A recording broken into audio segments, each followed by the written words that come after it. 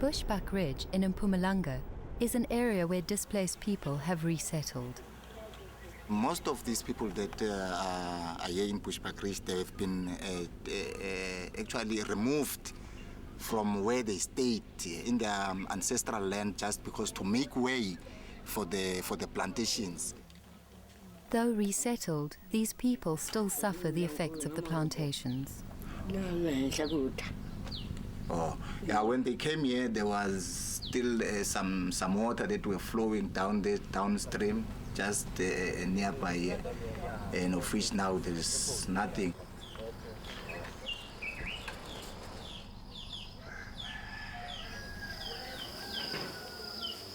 Our rivers just come up there, the mountains where the plantations are. One way or the other, the plantations do affect us. Most of the time when the water comes out, it's dirty. Wow. Literally, when there is no water from the taps, there is no alternate water. There is no way they could get water. We see people that has to literally walk for kilometers and stand for hours with drums in order to collect water. We know South Africa can only meet 6% of its water requirements. That's why South Africa imports water from Lesotho, for example. So to develop an industrial process or business or timber or agro process, that takes actually much more of the water, especially for a product consumed outside South Africa. Is actually a daylight robbery to the majority. First, people were evicted from their land, where they used to have livestock, where they used to be able to grow food. As a result, people currently, there's serious, massive food shortages in Swaziland. They could go into the mountains and hunt for wild animals. They could collect wild fruits. They could collect medicinal plants. They could collect thatching grass. They could collect fern, burning or firewood. And now, of course, there's none of that utility remains. 80% of our black people consult in traditional healers. Like if you can see now, there are no trees because traditional healers find their medicine out in the wild trees.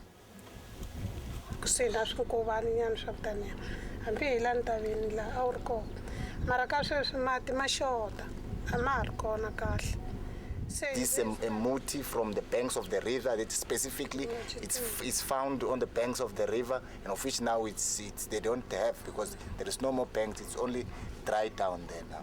And even right here on the mountains, there were some plants that you get because it was moist by then,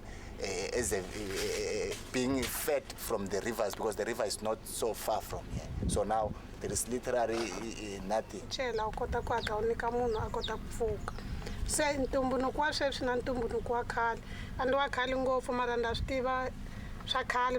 very bad for our grandchildren because literally there is nothing that they're going to know, to learn about custom and traditions in relation to nature. That version is totally lost now.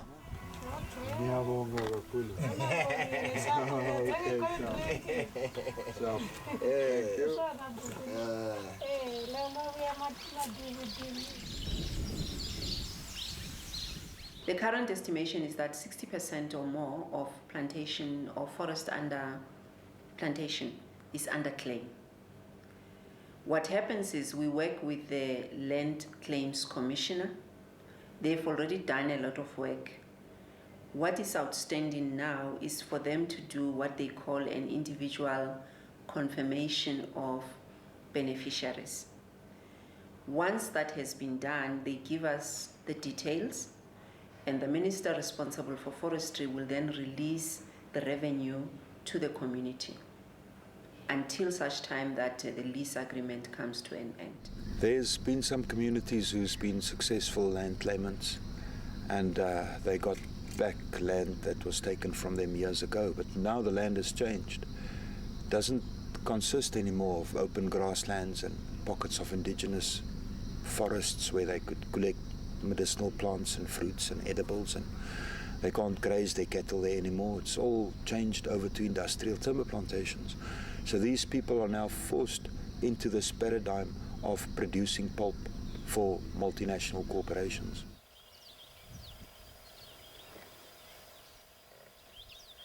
Almost everywhere there's pine trees and eucalypts coming up in the indigenous forests.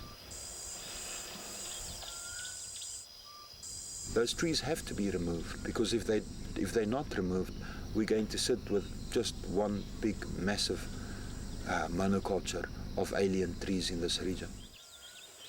In the next 3 to 5 years, we will as government spend 3 billion rands on programs that will ensure that we deal with the clearing and rehabilitation of land.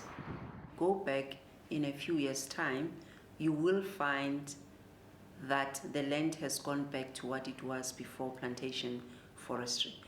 I'm a bit concerned because it sounds like people are saying, what we plant. We mainly plant pine and eucalyptus in plantations. They are not toxic to the soil.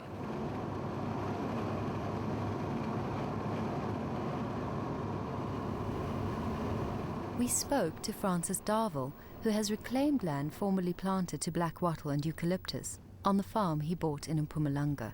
To actually reclaim land after it's been exposed to timber is enormously difficult. The stumps and stuff preclude any machine work. It all has to be planted by hand.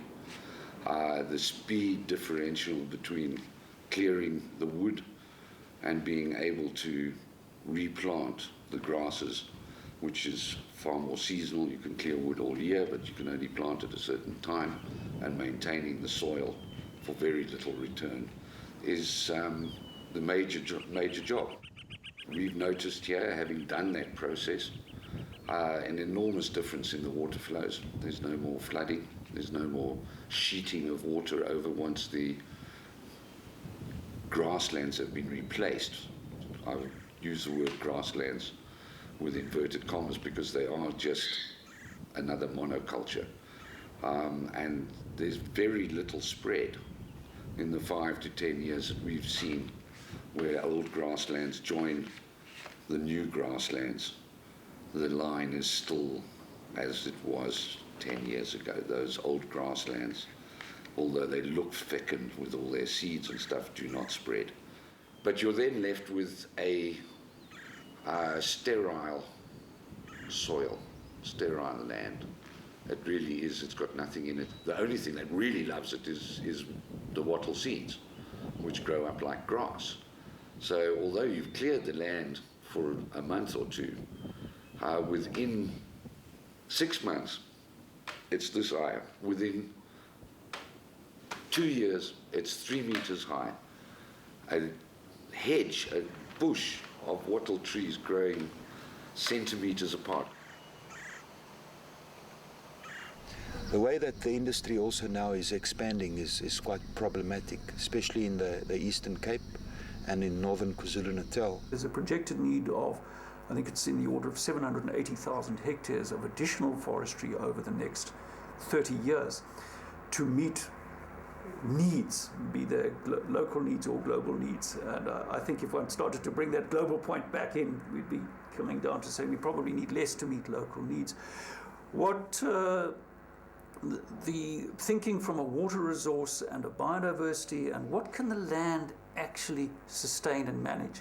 The Forestry Sector Transformation Charter has settled on 100,000 hectares over 10 years. Virtually all of the available land for further forestry in this country belongs to community.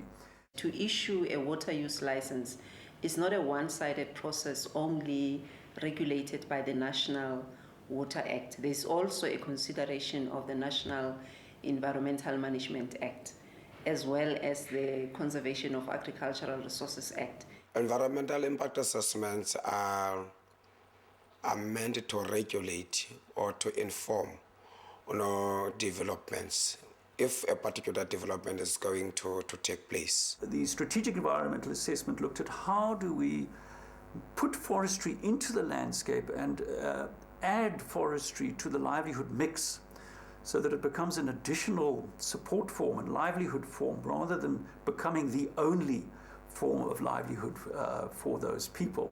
Communities who are engulfed by poverty, who need income, who need to restore their livelihoods, have been made to believe that by planting timber they would, in a way, in a long term, sustain their livelihoods and generate profits, of which, we don't believe that would happen.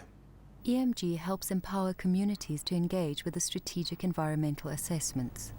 Some of these decisions have already been made at a very highest level, of decision making in government. That particular mega projects, like we are seeing with most of the projects happening throughout the country, like the building of big dams, big stadiums, big shopping malls,